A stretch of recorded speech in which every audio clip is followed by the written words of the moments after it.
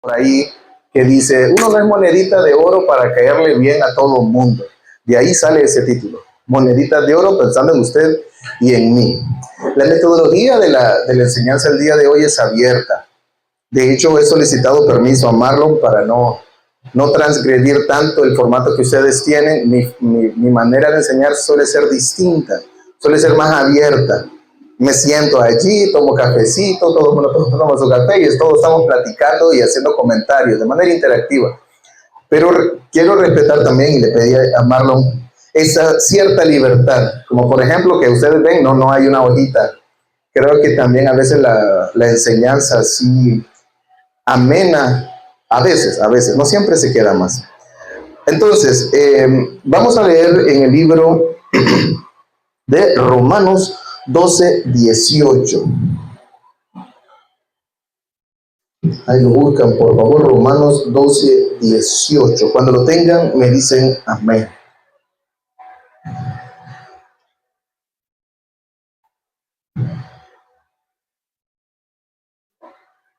Repito, Romanos 12:18. Voy a volver a repetir la metodología. Si alguien quiere hacer un comentario, preferiblemente ya después de cierto tiempo, puede hacerlo con total libertad. Puede levantar la mano, hacer comentario. Lo único que solicitaré, por favor, es tratar de no extenderse tanto a veces un comentario, porque a veces ciertos comentarios se vuelven discursos y eso hace que se alargue a veces las situaciones. Solo tratar de ser en la medida posible puntual. Amén, hermanos. Romanos 12:18. Bien. Dice la palabra del Señor: si es posible, en cuanto... Sí, bájale un poquito. Perdón, hermano. Si es posible, en cuanto dependa de vosotros, estar en paz con todos los hombres. El libro, la carta escrita a los romanos, es una carta de Pablo. ¿Adivinen a quién? A los romanos. Pablo está preso, Pablo está en Corinto, una zona que hoy conocemos como Grecia. De hecho, todavía el puerto de Corinto existe. Allí se da esta carta y Pablo está queriendo regular ciertas dudas teológicas que tienen algunos de los hermanos. Y él dice esta frase: en la medida de lo posible, traten de llevarse bien con todos. Y quiero hacer énfasis en eso de en la medida de lo posible. Pablo reconoce que existe la posibilidad real de que por más que se esfuercen los hermanos, no le caigan bien a todo el mundo, pese a que hay un esfuerzo genuino y sincero de querer caerle bien a la gente. Entonces yo le voy a poner una pequeña situación y me gustaría que usted medite en ella y me haga saber sus comentarios. La mayoría de las personas que están aquí, incluido su servidor, hemos estado en otras iglesias. Conocemos otras iglesias, hemos visitado o nacimos en otra iglesia, pero estamos aquí. ¿Qué tendría que hacer un cristiano si se da esta situación? Tenemos un hermano A que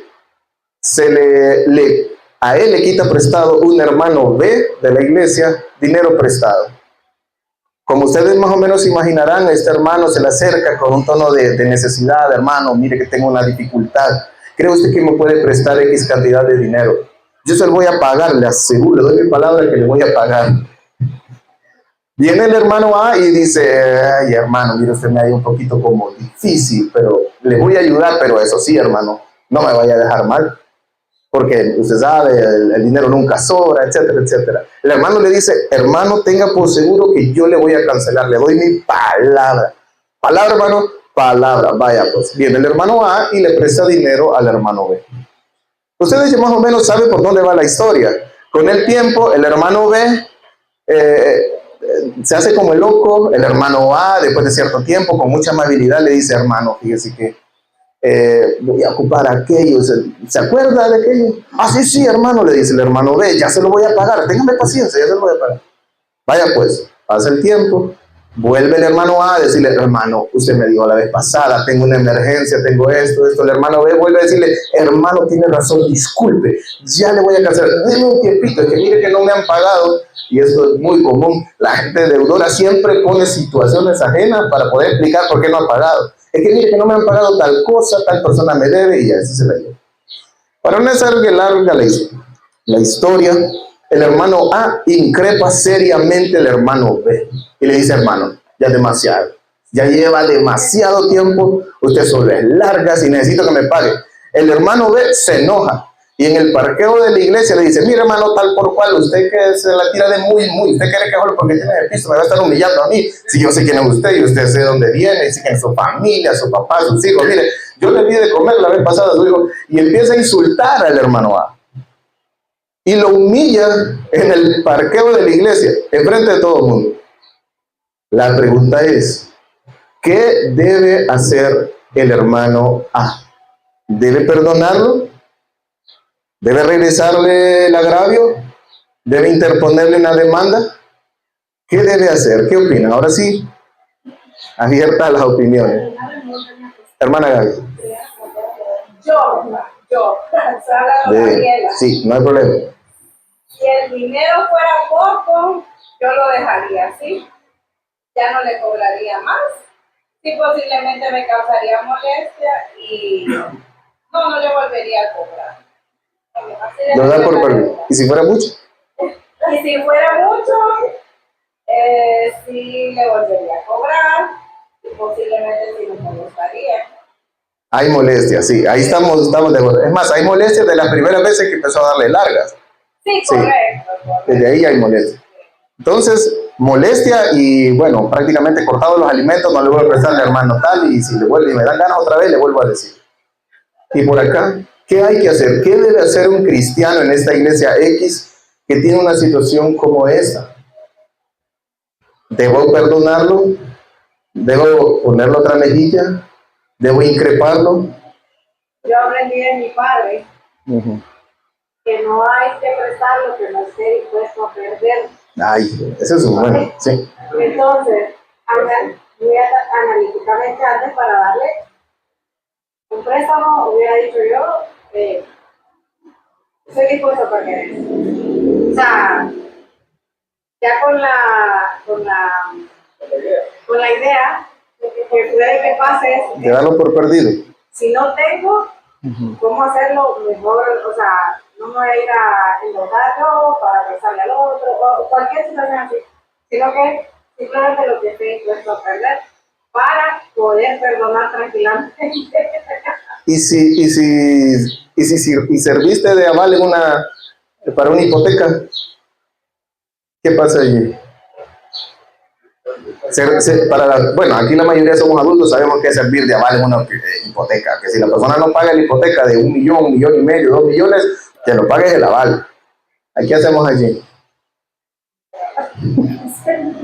Bueno, hermanos, para ir entendiendo cuál debe ser el proceder de un cristiano, porque mire que estoy tratando de apuntar al comportamiento del cristiano, porque nosotros, ya lo doy la palabra, nosotros como humanos podemos resolver estos problemas que son muy comunes de muchas maneras, pero somos cristianos, hijos de Dios, embajadores de Cristo en la tierra. ¿Qué debe hacer un cristiano? Dígame, hermano. Pues en una ocasión, ya hace un par de años, ¿verdad? Yo me llevaba con una conocida, porque este amigo es bien complicado, ya tengo un término de amistad.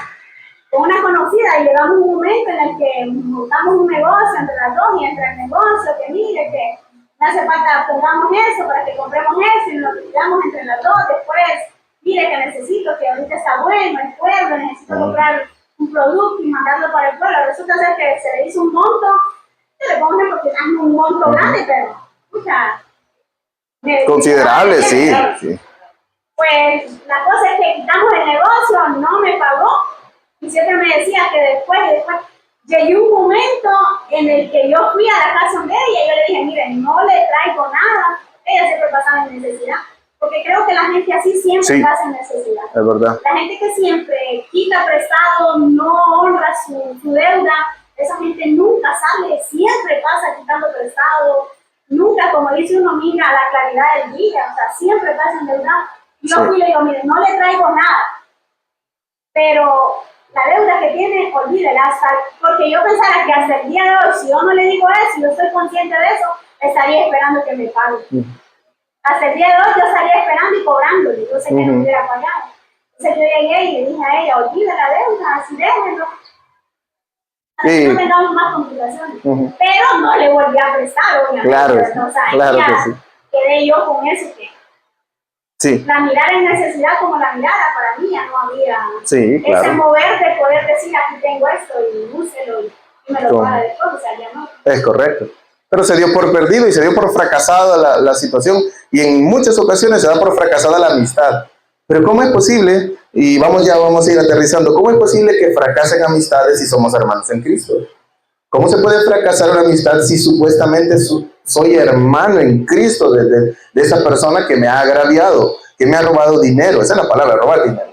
Para ir entendiendo este fenómeno, porque al final lo que nos interesa a nosotros no es entenderlo desde la emocionalidad, desde cómo me siento o quiero tener paz, es qué dice la palabra y como cristianos, ¿qué debemos hacer? Para ello les voy a pedir, si son tan amables, que se vayan al libro de Mateo 5:38. Mateo 5:38.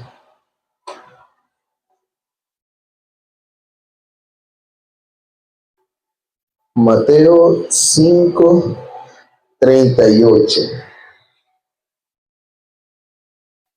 Se lo voy a leer yo hasta 48. Dice: oísteis que fue dicho, ojo por ojo y diente por diente. Pero yo os digo, no resistáis al que es malo. Antes, a cualquiera que te hiera en la mejilla derecha, vuélvele también la otra. Y al que quiera ponerte a pleito y quitarte la túnica, déjale también la capa. Y a cualquiera que te obligue a llevar carga por una milla, ve con él 2. Al que te pida, dale. Y al que quiera tomar de ti prestado, no se lo rehuses. Oísteis que fue dicho, amarás a tu prójimo y aborrecerás a tu enemigo. Pero yo os digo, amad a vuestros enemigos, bendecid a los que os maldicen, haced bien a los que os aborrecen, y orad por los que os ultrajan y os persiguen, para que seáis hijos de vuestro Padre que está en los cielos, que hace salir su sol sobre malos y buenos, y que hace llover sobre justos e injustos. Porque si amáis a los que os aman, ¿qué recompensa tendréis? ¿No hacen también lo mismo los publicanos? Y si saludáis a vuestros hermanos solamente, ¿qué hacéis de más? ¿No hacen también así los gentiles? Sed, pues, vosotros perfectos, como vuestro Padre que esté en los cielos es perfecto. Y según este texto, entonces, ¿qué debemos hacer? Prestar y ponerle otra mejilla y dejarlo todo por perdido. Pues, hermanos, lamentablemente no. No, eso es lo que a eso estoy apuntando, hermanos. Hay que hacer una exégesis adecuada de este texto para que entendamos qué se debe hacer. Les digo esto porque yo he estado toda mi vida prácticamente crecido en la iglesia. No necesariamente he sido cristiano, por eso debo aclarar, he estado en la iglesia, pero no necesariamente cristiano hasta cierto tiempo, de hecho. Y yo he visto cuántas veces hay ofensas en las iglesias, agravios, gente que quita piso, gente que se ofende, parejas que se separan, infidelidades, etcétera, etcétera. Y yo he visto cómo se utiliza este texto de Mateo 5:38 para avalar y decir, hermano, si el hermano X lo ofendió, usted vaya y póngale la otra mejilla. Vamos a ver si este texto dice que debemos hacer eso en el contexto cristiano, en el contexto de la iglesia. Porque hay otro texto que vamos a analizar que nos dice más bien todo lo contrario. Primero que nada, ¿cuál es el título de esta parte de la Biblia que dice allí? Amor hacia los enemigos. Debemos aclarar que estos titulitos pequeños que aparecen en la Biblia no son parte del texto original, no lo son. Estos van a estar surgiendo desde el año 1200 hasta la fecha y van a entrar primero con división en capítulos, división en versículos y después estos pequeños temas. Pero no son parte del texto original. Sirven y han servido para guiar un poco la lectura de la Biblia, pero no son parte del texto. Pero si algo es cierto, es que este texto, así es, el amor hacia los enemigos. Sí, hermana, más bien disculpe, me regaló agua. Ahí tengo el bote con agua, gracias, hermano. Ya vamos a tener dos, el vaso y el bote. Decía entonces, pregunto yo, ¿este texto entonces está haciendo referencia a hermanos en Cristo o hermanos y mundo? Porque recordemos, la iglesia está en la tierra, pero estamos en medio del mundo. ¿A quién? Gracias. ¿A quién está diciendo Jesús? Palabras de Jesucristo, el mero. ¿A quién les está diciendo que debe poner en la mejilla? ¿A otro cristiano o a un cristiano y a alguien que esté en el mundo? Tiene que ser alguien que esté en el mundo por una sencilla razón, porque aquí el texto nos dice el amor hacia los enemigos. Y vamos a ir leyendo de a poco. Oísteis que fue dicho, ojo por ojo y diente por diente. Ahí está haciendo referencia Jesús a la ley de Moisés. La ley de Moisés sí decía que debíamos pagar ojo por ojo y diente por diente. De hecho, el texto es más antiguo. A esto se le conoce como la ley del talión. La ley del talión es una ley que se encuentra en el primer código civil de la historia. Y se encuentra en el código Hammurabi y es babilonio. Y está antes, incluso antes de la ley de Moisés. Y la ley de Moisés es todavía más radical. Dice, ojo por ojo, diente por diente, mano por mano, pie por pie y vida por vida. O sea, si alguien en el Antiguo Testamento, según la ley de Moisés y todas las culturas circundantes, me daba un puñetazo, yo tenía todito el derecho y nadie me iba a decir nada por regresárselo igual, sino es que devolverle un poquito más. Me dejó un ojo morado, yo le dejo el ojo morado a él. Me mató un güey, le mato el güey de él. Me mató un hermano, yo también tenía el derecho de matar a un hermano. Por eso es que también en el Antiguo Testamento vamos a encontrar una figura legal, unas ciudades llamadas ciudades refugio. ¿Para qué? Para que si alguien en el campo mataba a alguien, a un hermano, y lo mataba por accidente, el hermano del hermano asesinado no lo matara en el momento porque él tenía que defenderse. Se iba a una ciudad refugio para que pasara el tiempo y ver que se le bajara al hermano del finado y resolver el asunto. Y después él volver y decirle, hermano, discúlpame, a mí se me zafó el hacha y le fue a dar justamente en la cabeza y lo maté, pero fue sin querer. Porque si no, insisto, la ley del talión y la ley de Moisés permitía que lo matara. Hay que matarlo. Entonces Jesús está haciendo referencia a esto y dice, ustedes han escuchado que hay que dar ojo por ojo y diente por diente. Y dice el 39, pero yo os digo, no resistáis al que es malo, antes a cualquiera que te hiera en la mejilla derecha, devuélvele también la otra. Noten el apelativo, noten el adjetivo calificativo que utiliza Jesucristo. No resistáis al malo. Jesucristo no está pensando, cuando dice malo, en otro judío. Jesucristo está pensando en el malo. No olvidemos que los romanos han dominado muchas regiones del mundo, muchas, entre ellas a los judíos. Los romanos están allí. Los romanos eran como decir, imaginen nosotros somos hondureños y vienen los gringos y se meten aquí y ellos vienen a hacer todo lo que quieren y nosotros tenemos que hacer los mandados a ellos, así de humillante también para los judíos. Entonces cuando Jesucristo dice no resistáis al malo, no está hablando de otro judío, porque él no piensa que un judío vaya a estar molestando a otro judío de esa manera. Es a alguien que no conoce a los judíos. Y en el caso cristiano, no puede ser un cristiano y a la vez malo. ¿Se entiende? Puede ser un cristiano carnal, pero no un cristiano malo, no un enemigo. Así que, para aclarar, Jesucristo está diciendo que hay que poner la otra mejilla al inconverso, al que no es cristiano. A este sí, por el bien del evangelio, por el testimonio de la iglesia, a este le pondremos la otra mejilla. ¿Quiénes son ellos? Todas estas personas que andan en la calle, que de plano no conocen a Jesús, que no quieren conocerle, y por medio de nuestro testimonio dirán, qué extraño, a este le golpeé la moto la vez pasada y en vez de reclamarme me dijo Dios le bendiga. Y qué difícil es hacer eso en el mundo, ¿cierto? Yo mismo cuando ando en mi moto, ahí voy, tarará, a veces voy escuchando música, tarará, alguien se pasa y miren que voy cantando alabanza. Voy cantando, por ejemplo, Gloria a ti, mi Dios, y viene el carro, en esa este animal, hijo del Altísimo.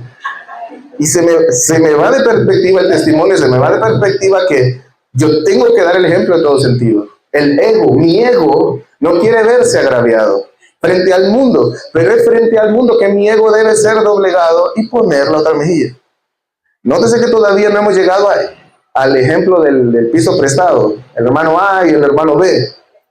Pero vamos aclarando entonces que Jesús está hablando de los romanos, está hablando del mundo, y Jesucristo está hablando con judíos.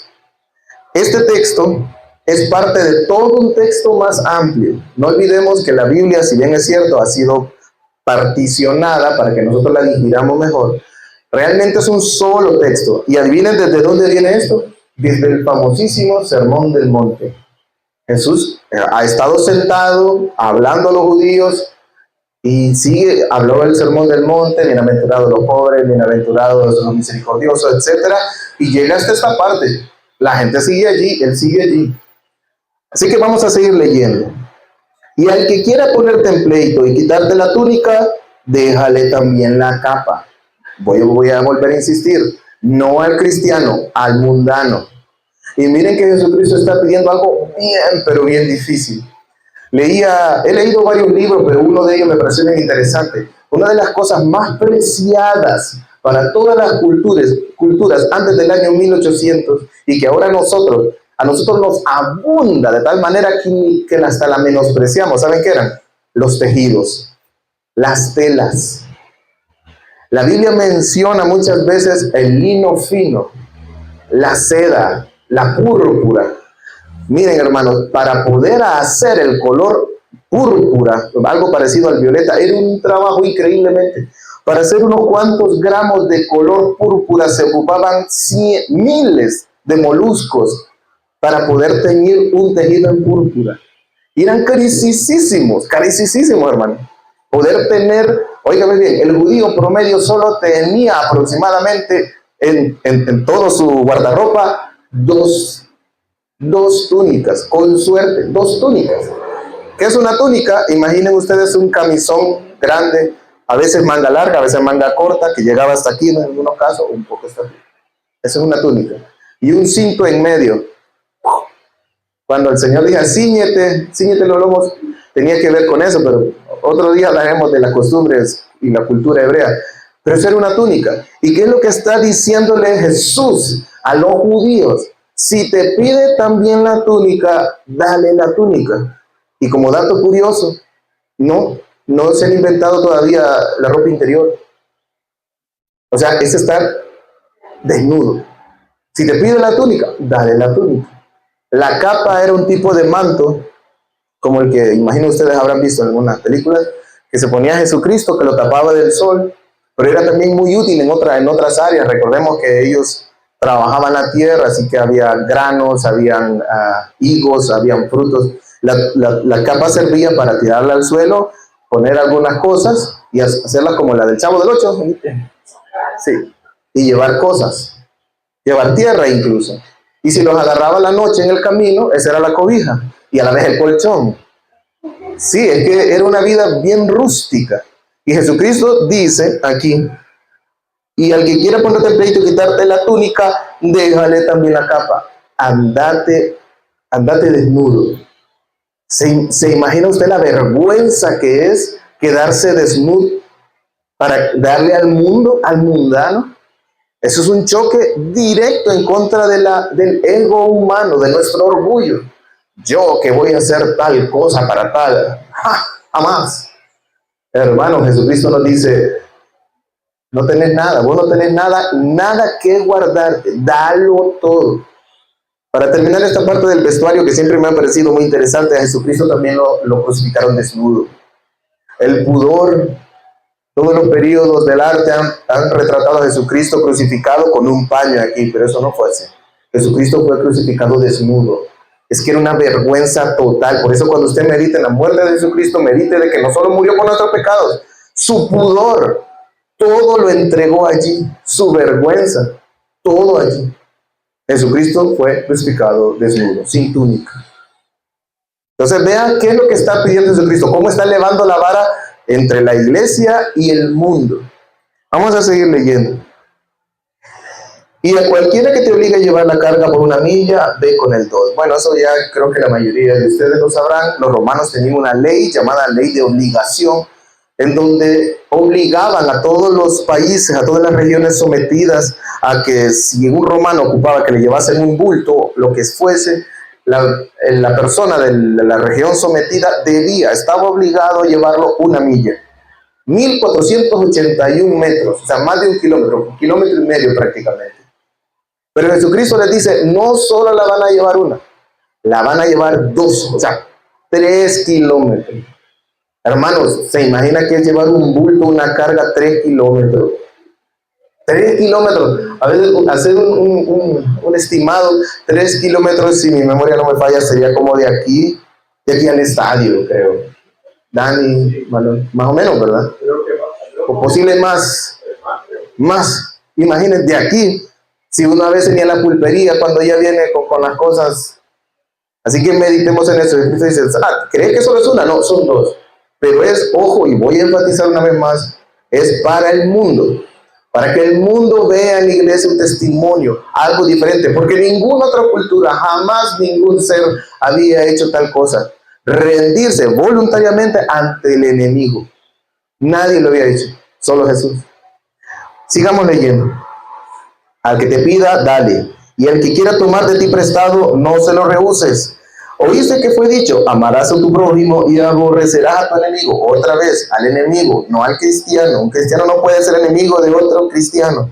Pero yo os digo, amad a vuestros enemigos. Bendecid a los que os maldicen. Haced bien a los que os aborrecen. No puede un cristiano aborrecer a otro cristiano. Además, la Biblia lo dice más adelante. Cualquiera que aborrece a su hermano no ha conocido a Dios, porque Dios es amor. Así que seguimos hablando del mundo. Y orad por los que os ultrajan y os persiguen. No puede un cristiano tampoco perseguir a otro cristiano. No tiene sentido. El mundo sí nos va a perseguir. Para que seáis que hijos de vuestro Padre que esté en los cielos, que hace salir su sol sobre buenos y malos, y que hace llover sobre justos e injustos. Porque si amáis a los que os aman, ¿qué recompensa tendréis? ¿No hacen también lo mismo los publicanos? Y si saludáis a vuestros hermanos solamente, ojo, miren, solo a los hermanos, solamente, ¿qué hacéis de más? ¿No hacen también así los gentiles? Sed pues vosotros perfectos, como vuestro Padre que está en los cielos es perfecto. ¿A qué le llama Jesucristo ser perfecto? Ser parejo. ¿Por qué? Porque anteriormente, en los versículos anteriores, Jesucristo está diciendo, miren, Dios le da el sol a buenos y malos. Él es perfecto porque trata a todo el mundo parejo. Y hace llover sobre buenos y malos. Buenos y malos. ¿Por qué? Porque Dios es perfecto. Sean ustedes perfectos. O sea, traten ustedes, así como tratan de bien al cristiano, a su hermano, a su amigo, al mundano. Y he allí la gran dificultad. Porque nosotros, por nuestra naturaleza, no queremos hacer eso. Queremos hacer distinción. El hermanito me cae bien, a él lo trato bien. Este hermano no se lleva mucho, el hermano como un poco callado. No, a eso lo voy a tratar diferente. Miren, la psicología humana ha hecho N cantidad de estudios y ha demostrado que tratamos mejor a los que son allegados y a los que se miran bien. Al que creemos que es feo, a la que creemos que es fea, y que desdicho, y que además de eso, no lo vemos cercano, sino que lo vemos lejano, a eso lo tratamos mal. Es lo que está pasando en Europa con la inmigración. Lo que está pasando en Estados Unidos con los inmigrantes. Los gringos no quieren a los latinoamericanos porque no se parecen a ellos y nos miran feos. Y por eso es que hasta Donald Trump ahorita está haciendo todo lo posible por sacarlos. Si Donald Trump de verdad fuera cristiano, trataría a todos igual. Trataría, y miren que eso es imposible, trataría al hondureñito de Reitoca que llegó a Estados Unidos exactamente igual que un gringo. Pero no es así. ¿Por qué? Porque no es cristiano. El cristiano sí debería hacer eso. Un estándar imposible en el mundo, pero posible en Dios. Bien, vamos a seguir leyendo. Nos vamos a ir a Mateo ahora 18:15. Mateo 18:15. Y vamos a ver si es cierto que entre cristianos debemos perdonarnos todo. Mateo 18:15. En sus Biblias sale esto como título. dice, ¿cómo se debe perdonar al hermano? Aquí ya Jesús está hablando de entre nosotros, en la iglesia. Pero en otra Biblia de estudio que yo tengo, me tomé la molestia de comparar los títulos. Dice el título bien interesante. Déjenme recordar la palabra. ¿Cómo corregir a un creyente?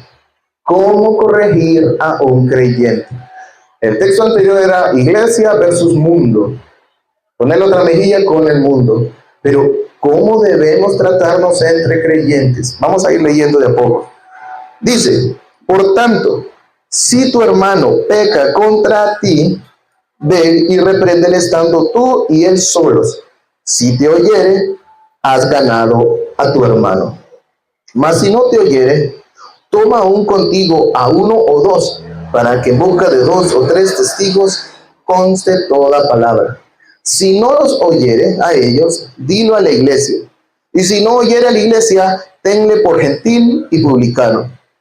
De cierto os digo que lo que atéis en la tierra será atado en el cielo, y lo que desatéis en la tierra será desatado en el cielo. Otra vez os digo, que si 2 de vosotros se pusieren de acuerdo en la tierra acerca de cualquier cosa que pidieren, les será hecho por mi Padre que está en los cielos. Porque donde están 2 o 3 congregados en mi nombre, allí estoy yo en medio de ellos. Entonces se le acercó Pedro y le dijo, Señor, ¿cuántas veces perdonaré a mi hermano que peque contra mí? ¿Hasta 7? Jesús le dijo, no te digo hasta 7, sino aún hasta 70 veces 7. Y ese texto ya lo hemos escuchado bastante nosotros. Ya vamos a abordarlo como un micro tema.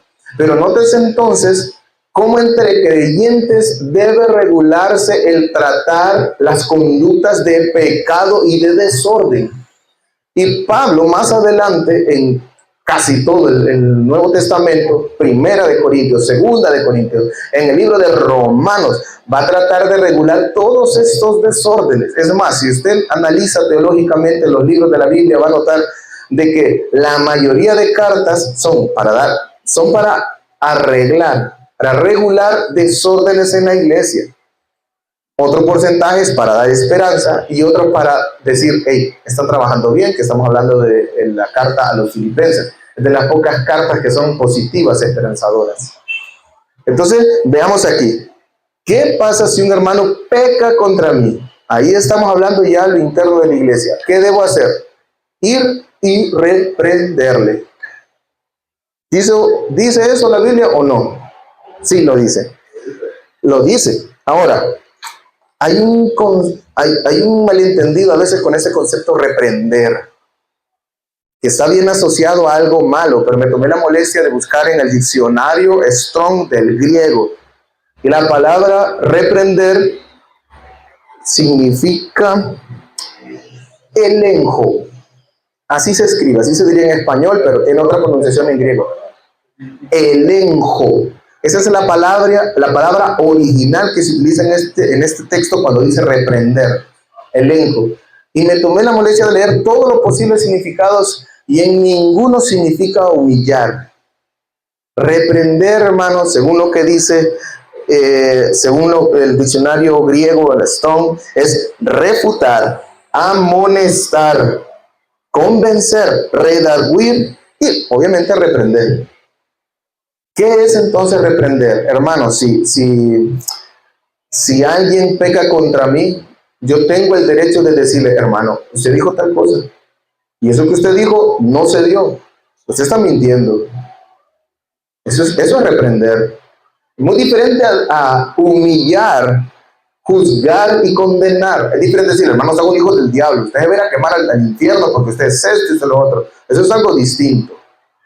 Cuando la Biblia nos dice, ve y repréndele solo, es haga llegar al entendimiento a este hermano. Hermanos, y vamos a agarrar, y por eso lo puse al principio, el ejemplo del hermano B, el hermano que no paga. Hermano, usted me quitó dinero prestado y me pagó. No, hermano, que yo, es que no, pero dijo usted que iba a pagar, ¿sí o no? Sí, hermano. ¿Cuándo dijo que iba a pagar? Tal fecha. ¿Y lo pagó? No, hermano, porque no, espéreme. ¿Lo pagó? No. ¿Lo pagó la fecha que dijo pagar? No. ¿Dijo usted que lo iba a pagar en esa fecha? Sí. ¿Entonces está mintiendo?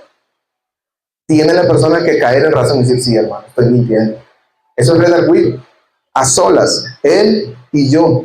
Ese es el primer nivel, a solas, con el hermano. El hermano pecó. Pudo haber sido cualquier otro pecado.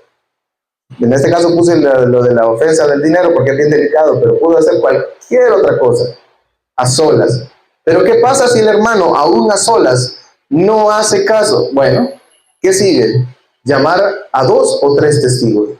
Decirle a 2 o 3 personas que usted considere sabias, prudentes: hermano, me acompaña, tengo un problemita con un hermano. Así sí, claro, ahí van los 3, 4 ahí.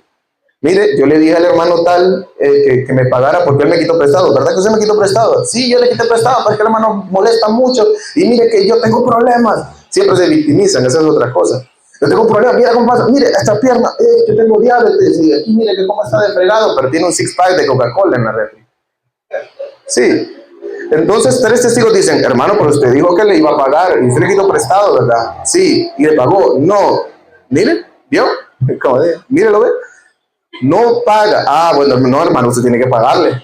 Miren, aquí no le voy a estar pagando a nadie. Ahí sí ya se le sale la saya, como dice la frase. Ya le doy la palabra, hermano. Y dice: aquí no le voy a estar pagando a nadie, porque hermano me cae mal. Mire, y él tiene billete. ¿Y por qué tengo que pagarle? Mire, él tiene un carro, tiene 2 casas. Como que eso importara. Cuando ya pasa eso, después de 2 testigos, esa persona que se hace llamar cristiana reconoce que está pecando, que ha mentido, que es deudor, que es ladrón, y no sigue eso, el último nivel es el que acabamos de leer. Díganlo a la Grace, así, en público: el hermano tal me debió dinero, no me pagó y es un mentiroso. Pero eso es verdad que no lo solemos ver. Eso es casi imposible, porque nosotros hemos vivido en una esfera donde nosotros no entendemos bien los textos y no queremos dañar a nadie. Se respeta si alguien dice: no, yo voy a dar por perdido eso, que el hermano diga que es cristiano, y está bien, se respeta. Pero el texto no hace todo este procedimiento, y nótese que lo dice Jesucristo, por nuestra comodidad. A Jesucristo no le importa nuestro pisto, no le importa ni siquiera nuestros agravios personales, le importa el testimonio de la iglesia. Y esto es lo más importante. Todo esto no es por los hermanos, es por el testimonio ante el mundo. Porque este hermanito que me quitó prestado, si tiene un testimonio malo, cuando el mundo lo vea, no va a decir: ah, es este que es mentiroso. No, va a decir: los cristianos son mentirosos. Para ser cristiano como este, mejor no soy nada. Y ahí se va por el caño el testimonio de la iglesia, por uno.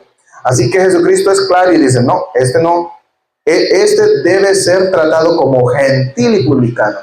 Y las palabras que utiliza Jesucristo, gentil y publicano, es como decirle a alguien que este es lo último. Porque para el judío, el gentil y el publicano eran lo más votado. Hermano Rigo, dígame.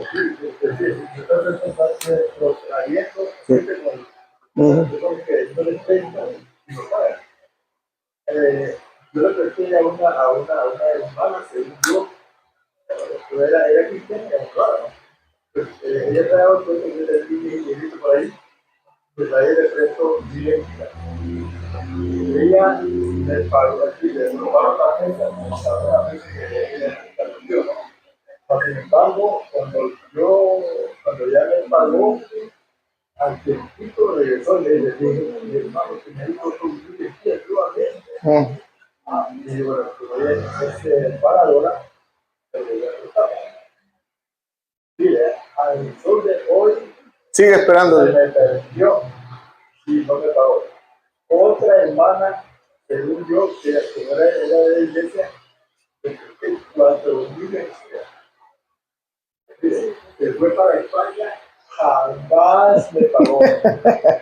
No volvió, no sé si volvió o a ver qué pasó, pero Escuché. Sí. La primera hermana que como le digo, una vez, con la segunda vez se me perdió y no me pagó. Cuando vine aquí, tampoco se fue para España y no me pagó. Yo no sé si regresó, se metió allá, no sé. Yo no me di cuenta nunca más de ellos. Sí. Se me perdieron. Miren, hermano, yo voy a terminar este asunto, espero, porque ya hay que pasar a la otra última parte, ya se nos fue el tiempo. Yo tengo un amigo que tiene pulpería y él ha encontrado un patrón en toda la gente mentirosa y sinvergüenza. La gente que es mentirosa llega y pide prestado un poquito y paga. Después vuelve a pedir prestado otro poquito más y paga. Y le hace creer al pulpero de que no, esta persona es pagadora, que es lo que le pasó a usted. De repente un día va subiéndole, y un día pide un montón de cosas, se le dan y nunca vuelve. Hermano Pablo. Entonces, hermanos, para terminar este asunto, estamos claros que esto es bien difícil de hacer, pero es por el testimonio de la iglesia. ¿Creen ustedes que la iglesia estaría tan vituperada con tal cantidad de malos cristianos si nosotros de verdad sentáramos a esto que se hacen llamar cristianos y que son sinvergüenzas y que están entre nosotros? La respuesta es no. Hay que ser serios. No cualquiera puede decir soy cristiano y tener mal testimonio. Ahora, ¿cómo, en qué circunstancias sí debe perdonarse una persona? Es la que acabamos de leer. Entonces, 21. Entonces se le acercó Pedro y le dijo: Señor, ¿cuántas veces perdonaré a mi hermano que peque contra mí? ¿Hasta 7? Jesús le dijo: no te digo hasta 7, sino aún hasta 40 veces 7. Ahí estamos claros que Jesucristo le está diciendo: no tenés ni siquiera que contarlas. Vos solo perdonalo. Pero hay un detalle que en Mateo no se expresa, pero que en Lucas sí. Y vamos a ver si ustedes me ayudan a notarlo. Váyanse por favor al libro de Lucas 17, 3 y 4. Lucas 17, 3 y 4. Vamos a ver si ustedes notan la diferencia. Espero que recuerden Mateo y lo contrapongan con Lucas. Mirad por vosotros mismos. Si tu hermano pecare contra ti, repréndele. Y si se arrepintiere, perdónale. Y si 7 veces al día pecare contra ti, y 7 veces al día volviere a ti, diciendo, me arrepiento, perdónale. ¿Qué diferencia hay entre Mateo y Lucas? Exactamente. Arrepentirse. Miren, hermano, estamos obligados a perdonar a nuestros hermanos si ellos con arrepentimiento piden perdón. Estamos obligados. Pero no debemos perdonar a un hermano que agravia y que no pide perdón. Voy a repetir eso. No debemos perdonar a los hermanos que pecan y que no piden perdón. Por eso comencé leyendo el texto de poner la otra mejilla. ¿Cuántas veces yo no escuché en la iglesia donde ya estaba, donde estuve bastante tiempo, se daban un montón de problemas y le decían al hermano agraviado, al que había sido humillado, no hermano, usted le quiere poner la otra mejilla? Y hacíamos una reunión y venía el hermano y yo le pido perdón al hermano tal, y el hermano tal era un sinvergüenza. Y este, que era un buen cristiano, ponía la otra mejilla a otro cristiano. Jesucristo dice, no, entre cristianos nos vamos a jalar las greñas al interno para que afuera tengamos buen testimonio. Gaby. Solo quería preguntar más que todo. Con el tema de, es raro realmente, yo nunca he ido a una iglesia donde se confiesa así como dice ahí, ¿verdad? Sí. Que se reprende a solas, luego con testigos y luego que se haga conocer a toda la iglesia. Pero sí una vez me llamó la atención en una congregación que yo estaba de visita, donde no sé si hicieron voluntariamente, o sea, no sé si la persona lo hizo voluntariamente o era una costumbre de la iglesia, que ella confesó un pecado ante toda la congregación. No era que le había hecho algo a alguien, sino que ella estaba en pecado y ella lo confesó a la iglesia. ¿Qué tan bueno o hay algo en la Biblia donde esto es algo, es una práctica, el confesar a los hermanos como no. yo estoy en pecado? No.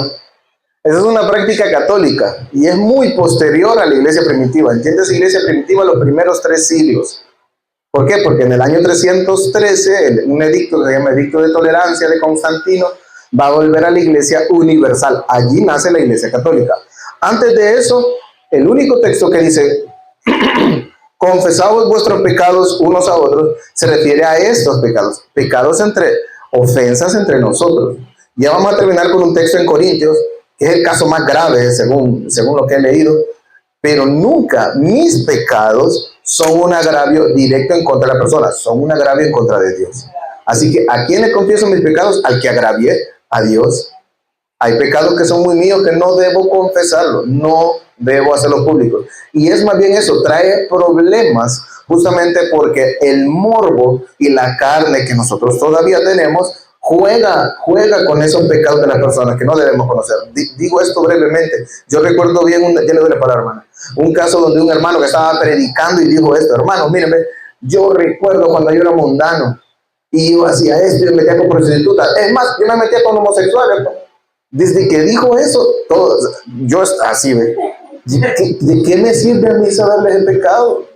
Nada, más bien a mí me dio pena. Y si alguien es homosexual, ¿qué pasaría si, vaya, me voy a poner como ejemplo yo, hermano, dice, yo tengo tendencias homosexuales? De entrada, mi hermano, ya no me van a abrazar ni nada. Ya, así como que, y va a ocurrir porque es la psicología humana. No, los pecados, cuando yo peco, a quien agravio en primer lugar, a quien ofendo a Dios, a Él le confieso mis pecados, a Él le pido perdón y le pido que vaya tratando conmigo para quitármelo. Si es un pecado relacional, un pecado social, al hermano le pido perdón, que es lo que estábamos analizando, pero no deben confesarse, no es correcto. Eso hace la Iglesia Católica con las confesiones, de hecho. En una ocasión, nosotros fuimos de la otra iglesia en la que yo iba, tuvimos un retiro. Entonces, en una de esas hubo un hermano. Mire, para nosotros, o sea, yo a él lo conozco y yo a él lo tengo. O sea, para mí, hablándolo en el término cristiano, yo tengo un buen testimonio de él. O sea, porque lo conozco, pues entonces yo le hizo a él y de repente no ha habido como nada, como que de qué señalarlo, porque es así, ¿verdad? Entonces, andaba por allá. Entonces, él en una de las reuniones, cuando le tocó la participación de él, de compartir el mensaje, él dio como testimonio que la esposa le había fallado. Ay, sí. Se suponía que los que andábamos allá éramos gente ya... Sí, conocedora, o sea, madura. Nosotros, porque sí. fuéramos todos allá. Cuando regresamos, eso fue un... O sea, yo le voy a ser honesta, cuando yo le escucho a él decir eso, yo me quedo así como, ¿por qué él hace eso público? Si eso es algo... Vaya, como decía usted, hermano, es cierto, es entre dos. Sí. Es entre dos. Pero si entre esos dos no pueden ponerse de acuerdo, pueden ir y buscar, pero a alguien maduro espiritualmente. Correcto. Para poder resolver. Correcto. Yo siempre he sido, o sea, sí tengo, como decía la hermana Gaby, que yo siempre tenía como, no dudas, sino que siempre eso me había como que, si cuando uno peca tiene que ir y hacerlo público, como el Señor dice, ¿verdad? O sea, no dice que hay que hacerlo público, pero o sea, yo también en algún momento llegué a pensar, como decía la hermana Gaby, si es necesario. Pero como dice usted, nosotros a quienes agraviamos y a quienes faltamos al Señor, mire, solo llegamos, es que tardanse que llegáramos aquí a la iglesia, de nuevo. Sí. Cuando la hermana quedó como que, pero según, o sea, ellos como que se habían puesto de acuerdo que él iba a hacer eso. Está malo eso. Pero allá, mire, la hermana, incluso ellos se separaron un montón de tiempo, ellos no podían. Ahorita la vez pasada me la encontré y me dijo, no, pues gócese conmigo, me dijo, yo sé, por el aprecio, y volví, el Señor me devolvió a mi esposa, estamos juntos, porque estoy creyendo, yo siempre creí, pero él no lo hizo por esa falta, sino más por lo que él, no por lo que él testificó, sino por ya el agravio o la falta que habían cometido entre ellos. Pero miren, la iglesia, ella la... Sí, hombre. O sea, la destrozaron. Y de manera innecesaria, sí. Y ella en algunas ocasiones ha tocado que la encontramos y ella no nos saluda, o sea, me imagino tiene pena. Que ella siente... Sí, claro, con justa razón, le sacaron los trapitos al sol. Sí, entonces, estamos claros en que no, esas cosas deben guardarse. Pero hermano, pero lo que digo yo, sí creo, y lo hablo ya en el tema personal, que cuando hay... Te voy a poner un ejemplo, y voy a mencionar al hermano Gaby, al hermano Dani que están aquí. Si ellos en algún momento llegaran a tener un conflicto donde ellos no lo pudieran resolver y ellos vieren a bien buscar ayuda y exponer su problema, sería bien recibido. Lógicamente, ¿verdad? Con gente madura espiritualmente, donde se pueda resolver el conflicto. Porque si el conflicto se va a hacer más grande y no se va a quedar ahí, sino que se va a exponer, ahí es diferente. Ahí vamos, hermana. Es más, el siguiente texto aborda eso. La consejería cristiana existe. Todos tenemos problemas. Todos tenemos problemas con relación a la madurez de la persona, sabrá si la persona resuelve su problema solo o pide ayuda. Para problemas de pareja, problemas de familia, la consejería cristiana existe y se regula, la misma Biblia regula que deben ser los obispos, o sea, los ancianos, personas que tienen testimonio, maduras, que no le van a andar aconsejando tonteras, sino que realmente con Biblia en mano, con prudencia, con piadosidad, le van a dar consejos sabios. Así que sí, la consejería cristiana sí existe. Y vamos a tratar de abordarla brevemente con este último texto, porque ya se nos acabó el tiempo. No, solo una pregunta. Cuando para uno va y corregir algo, habla con el pastor, la pastora o la hermana, la sierva, no existe.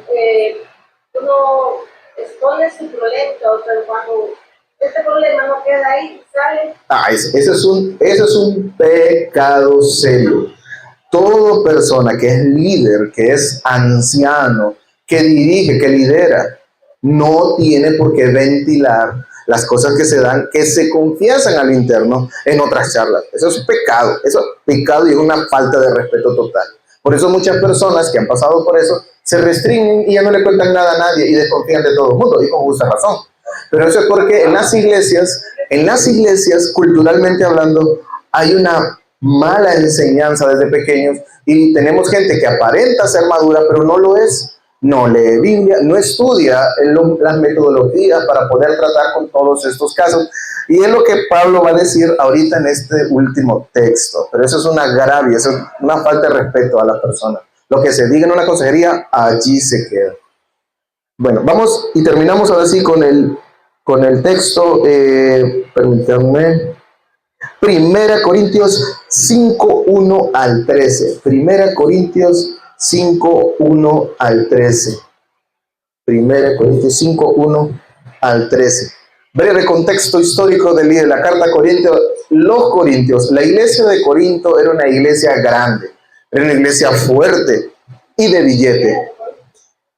Como lo había mencionado al principio, Corinto está en un puerto en la actual Grecia.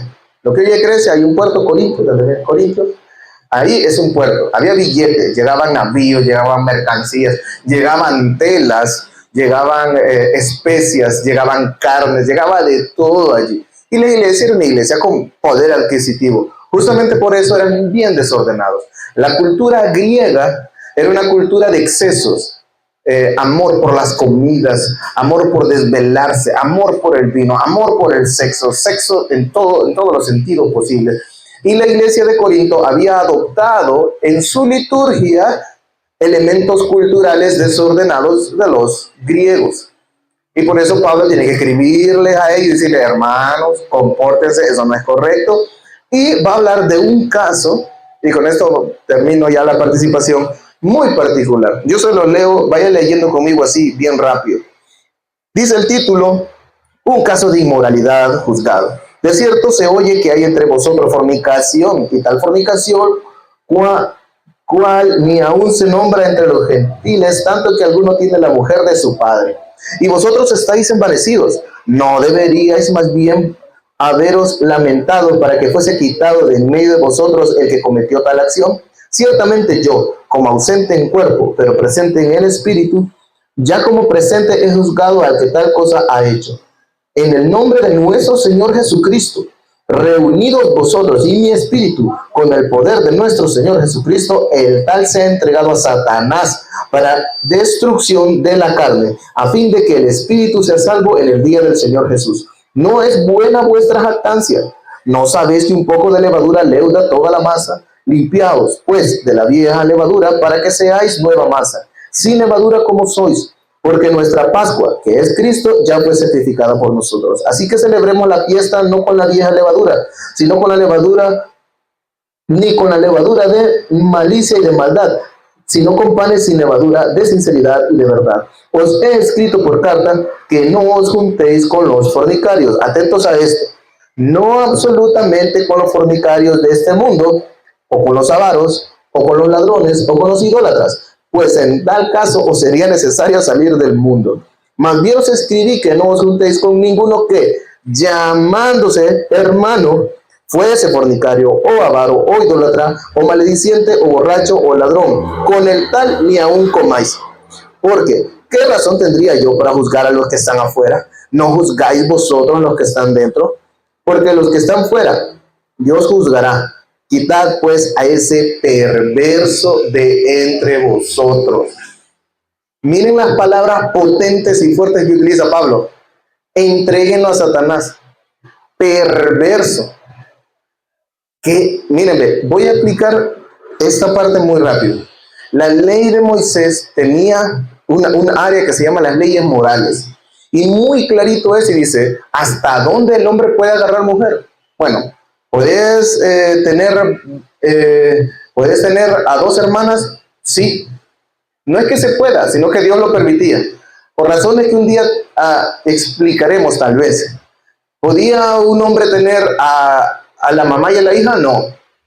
¿Podía un hombre ver la desnudez del padre? No. ¿Podía ver la desnudez de su hermana? No.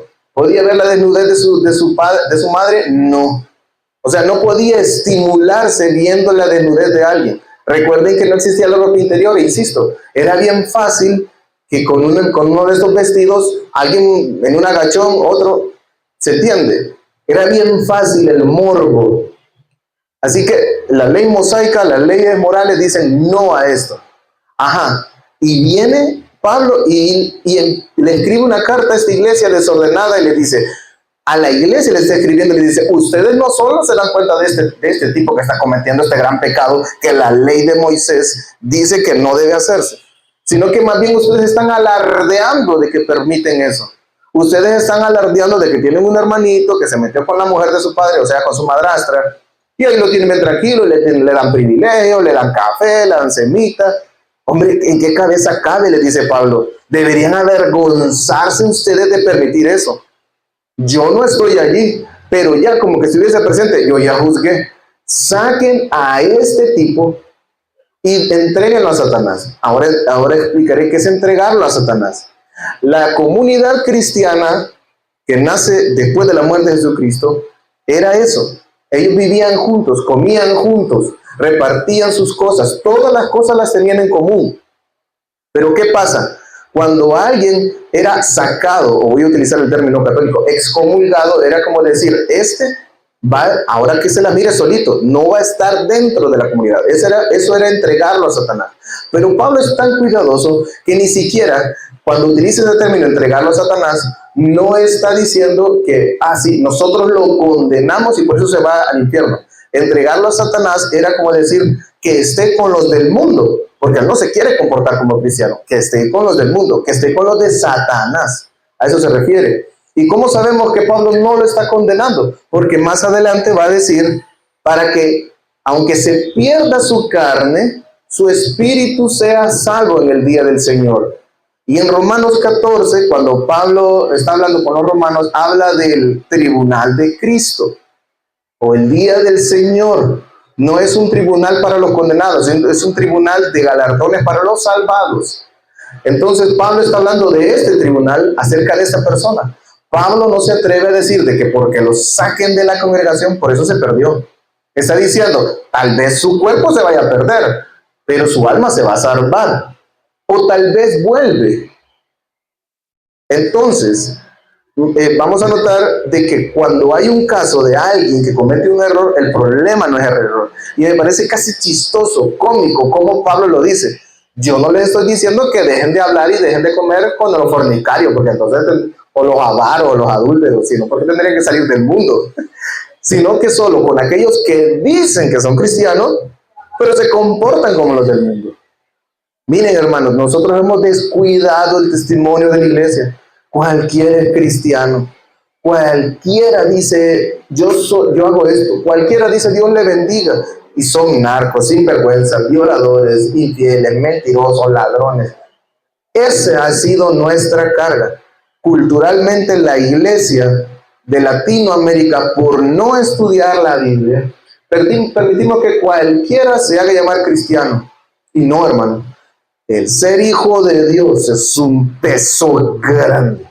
Es ser embajadores de Cristo en la tierra. No cualquiera puede ostentar ese título sin tener sobre sí una carga grande y poderosa, un testimonio que deba reflejar nada más y nada menos que a Cristo. Nada, Jesucristo. Así que, hermanos, para terminar, cuando Pablo encuentra a este tipo, dice, sáquenlo. Y ustedes dejen de estar alardeando de que tienen un fornicario allí. Conviértanse, tengan buen testimonio. Y entre nosotros nos jalamos las greñas aquí al interno, a solas, 2 testigos, 3 testigos, después ante la ley. Y si el tal sigue diciendo, como dice aquí, que es cristiano, pero se comporta como mundano, no coman ni siquiera con él. ¿Verdad que esto es bien difícil? Es súper difícil, pero siempre debió ser así. Solo así podemos ante el mundo decir a este cristiano, no como ahora. Maldonado saluda diciendo soy cristiano. Los presidentes dicen Dios le bendiga por la gracia, y miren para el cielo, por la gracia de Dios soy presidente. O sea, es increíble el cinismo. Todo el mundo se pone la camisa del cristiano, pero nadie paga el precio de ser Cristo en la tierra, o sea, sacrificarse, morir en la cruz. Y voy a retomar este asunto porque siento que eso no era un dato que no se sabía. Ser humillado ante el mundo por el bien de Cristo, por el bien de la palabra. Así que, hermanos, los dejo con eso. Ha sido un gran placer, insisto, y que Dios les bendiga. Si alguien tiene alguna duda, ahorita la abordamos, y si no, pues por mi parte eso es todo. Hermano, en el caso, o sea, solo, no es que no se acuerde, ¿verdad? Pero usted decía, si, como ejemplo, nosotros con Esther tenemos algún conflicto, vengo yo, le pido perdón a Esther. O sea, le pido perdón a Esther por el agravio o por la falta que yo cometí contra ella. A ella y ella me perdona, pero ella tiene que seguir aguantando lo que yo le hago. Es que yo sé que ya le arrepentí, obviamente no tengo que volverlo a hacer, porque si no me arrepentí, entonces lo sigo haciendo. Pero porque como nos decimos cristianas, como dice usted, o sea, tenemos que seguirnos soportando, o ella podría tomar la decisión de no hablarme y apartarse de mí, porque si yo le estoy generando a ella un conflicto, porque ella tiene que estar tolerándolo. Bueno, es que ahí primero, eso que usted acaba de mencionar es la última parte de todo el proceso. El pedir perdón es la última parte. La primera y parte fundamental que debe tratarse es quién tiene la razón. Y eso es lo que no queremos. Alguien tiene que tener la razón. O alguien tiene que estar más cerca del error o más alejado del error. Lo primero es entender quién tiene la razón. Para ello es bien difícil porque si 2 personas están confrontadas, es lógico, cada una cree que tiene la razón. Ahí es donde entra en juego otra vez los testigos. A ver, pero cuéntenme. Creo que ahí fue, en el caso de una persona en una iglesia se dice llamar hermano, se le reprende. ¿Qué pasa si no se va de la iglesia y sigue haciendo daño? Vamos a hablar de eso. Pero es que esa es otra cosa. Voy a pasar por aquí y terminaré con el tolerar, palabra clave. Y es primero entender el fenómeno. El fenómeno. ¿Quién tiene la razón? Alguien tiene que tener más la razón que alguien. Después de entender el fenómeno, allí sí viene la última parte. Bueno, me disculpo. No lo vi así, no lo entendí así, pido perdón. Pasa algo con las mujeres, con el debido respeto de las damas aquí presentes, pero el carácter de la mujer entre mujeres es conflictivo. Entre los hombres no se da tanto. Nosotros los hombres nos insultamos y todo, pero no solemos estar guardando tantas cosas. Las mujeres sí. Ahora, la Biblia es clara y dice, soportándoos unos a otros. O sea, habrá un punto tal donde no podremos, aunque queramos, aunque tengamos el deseo, caerle bien a alguien. Así que es mejor tener relaciones cordiales. Dios le bendiga, hermano, Dios le bendiga. Hasta allí. Por eso comencé con lo de moneditas de oro. Pablo reconoce de que no vamos, por mucho que queramos, a llevarnos bien con todo el mundo. Eso es virtualmente imposible. Pero por lo menos en la medida de lo posible, soportando. Y en el caso de la, ya voy. Y en el caso de la hermana, en Latinoamérica eso es casi imposible que lo hagamos porque tenemos una tradición de no confrontar. Los judíos son confrontativos. Ellos se pelan la cara allí, vos sos y después, sin problema, están tomando. Sin problema. Nosotros no tenemos esa cultura. Por eso es casi imposible que se haga eso. Además, yo recomendaría tener otro tipo de trato con estas personas. Lo primero es encararlo y decirle, si es un líder serio, decirle, hermano, usted se le ha dicho esto y esto y esto. Si se quiere, siga viniendo, pero usted no cambia de comportamiento, usted es un mal testimonio. Así que yo declaro ahorita que usted no es miembro. Si usted quiere seguir viniendo, venga. Vamos a ver si después de eso sigue viniendo. Y solo es lo de los mal testimonios, porque todos pecaremos, pero debe haber, como lo dice la Biblia, arrepentimiento. Esther. Que creo que Carolina se refería a, por ejemplo, tenemos un conflicto, ella habla amigo y la va a pelo. Entonces ella viene y me dice, ella va allá y me dice, me estás jalando el pelo, eso a mí no me gusta, no lo vuelvo a hacer así. Y yo, sí. Pero vengo mañana o el otro culpo y le vuelvo a jalar el pelo. Entonces, ¿está obligada Carolina? ¿Qué es lo que acabamos de leer? Vaya, según lo que acabamos de leer, ¿quién tiene la razón en primer lugar? Ella. ¿Qué debe hacer usted entonces? Perdonarme. Otra vez. No. Si ella viene a usted después de haberle jalado el pelo y le dice, hermana, yo le jalé el pelo, perdóneme. Y si usted percibe que usted tiene que perdonarle. Si viene otra vez y le vuelve a pedir arrepentida, perdóneme, y usted percibe de que verdad y que es que ya es Esther que le falla, tiene que perdonarla, sí. ¿Se entiende? ¿Se entiende? Tenemos que tomarlo como que a aquel le está fallando algo y que hace la cosa sin querer, pero se arrepiente. Mire, sí, pero el arrepentimiento trae un cambio si lo sigue haciendo. Arrepentidos y convertidos. No puede haber un arrepentimiento genuino si no hay pegado directamente a eso una conducta de dejo de hacerlo. Ahora, voy a aclarar porque esto puede volverse más complejo. Si hay arrepentimiento, debe perdonarse, pero también, hombre, Dios nos ha dado el Espíritu Santo, tenemos la mente de Cristo, uno sabe también quién es el que se está haciendo el loco. ¿Se entiende? Se sabe cuándo alguien está utilizando ese recurso para estar molestando. No, entonces vienen los ancianos. Hermano, mire, yo ya le dije esto, usted como que le falla, ¿va? Entonces, venga hermano, mire, yo le dije al hermano tal y sigue con eso. ¿Se entiende? Ahí ya se nota que es un defecto de fábrica. Cuando hablamos nosotros de hermanos, te voy a poner un caso con Esther, solo nos vemos aquí, Esther ya se va, pasamos tranquilos, pero con alguien que convivimos todos los días y estamos en ese conflicto. O sea, ¿hasta dónde el perdón? Que yo siempre he insistido es, ¿hasta dónde el perdón? O sea, ¿hasta dónde la tolerancia, voy a decirlo, o perdonar? Si se sigue en lo mismo, o sea, creo que hay un límite, como dice usted. Sí. Y yo pienso que el Espíritu Santo llega un momento en el que a uno también, como ser humano, le va a hacer entender que ya basta, que hay que ponerle un alto a eso. Porque yo creo que muchas veces perdonar no es estar en el mismo lugar siempre. Perdonar y avanzo porque necesito seguir caminando, porque si sigo ahí, estoy estancada en el mismo lugar. Yo diré. Aunque esté hablando de un perdono. Sí, claro. Pero hay momentos que ya no aguanto seguir perdonando, por decirlo, como ser humano. Mire, hermana, yo diré esto, a grandes problemas, grandes soluciones. Yo voy a cambiar no sé qué tendrá usted en su mente cuando menciona eso, pero las violaciones intrafamiliares son de lo más común. Niñas, adolescentes son violadas por tíos, a veces por padres, por padrastros, por hermanos, etcétera. Y me he dado cuenta de casos verdaderamente perturbadores, bizarros, y los puedo recordar. Decía entonces, ¿sabe qué pasa con los hombres violadores? Que cuando tienen una muchachita ahí a la que están violando frecuentemente en la casa, ellos le piden perdón a cada rato. Pucha, discúlpame, no quería hacer esto. Después de cada incidente, pero vuelven a hacerlo y la vuelven a violar y le piden perdón. Porque tienen conciencia, tienen moral.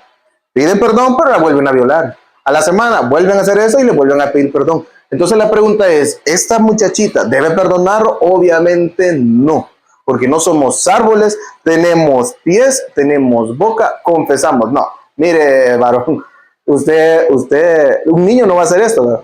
Pero esta persona está pidiendo perdón por algo que vuelve a repetir y reincidir. Ahí no hay arrepentimiento entonces. Arrepentidos y convertidos. Por lo tanto, ¿qué debe hacer una persona en este caso? Mire, levantarse y decir, me están violando, me voy de esta casa. Irse. Por eso empecé diciendo a grandes problemas, grandes soluciones. Si el problema que usted tiene en mente es así, es desgastante y su alma está realmente marchita por tantos años, usar los pies. Parece doloroso, pero no sé qué tan fuerte sea, pero usar los pies. Porque no somos árboles. Y si ese problema ya excedió el perdón y el arrepentimiento, perdón, eso es un problema ya. No. Bueno, por mi parte ha sido todo. Dios les bendiga. Gracias. Creo que viene quien estaba dirigiendo. Hermano Gray, aprovecho otra vez, hermano. Feliz cumpleaños. Dios les bendiga. Gracias, hermano. Bye.